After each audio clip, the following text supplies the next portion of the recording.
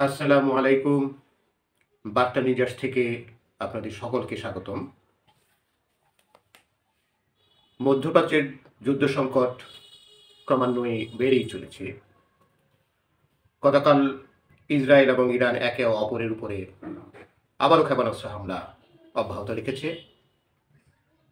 Israel ইরানের পারমাণবিক স্থাপনায় আক্রমণ করেছে এবং ইরানও মধ্য ইসরায়েলের কয়েকটি শহরে ব্যাপকভাবে ক্ষেপণাস্ত্র হামলা চালিয়েছে এবং মধ্যপ্রাচ্যে ইসরায়েলের মধ্যপ্রদেশে আগুন ছড়িয়ে পড়েছে।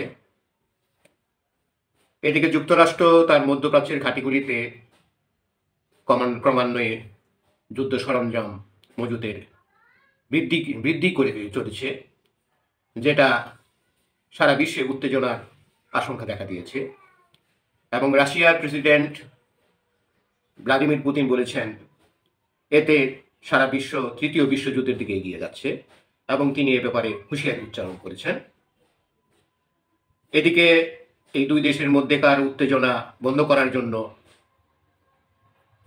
সমস্ত বিশ্বের নেতৃবৃন্দ চেষ্টা করছেন যাতে যুদ্ধ বন্ধ হয় এবং উভয়ের মধ্যে একটি শান্তি আলোচনা প্রতিষ্ঠা হয়। কিন্তু ইসরায়েলের লক্ষ্য হচ্ছে ইরানের পারমাণবিক স্থাপনাগুলি ধ্বংস করে দেওয়া এবং ইরানকে পারমাণবিক কর্মসূচি থেকে বের হয়ে আসার মধ্যে দিয়ে এই পরিসমাপ্তি ঘটানো। আজ এতটুকুই। সকলকে আবারও ধন্যবাদ। আসসালামু আলাইকুম।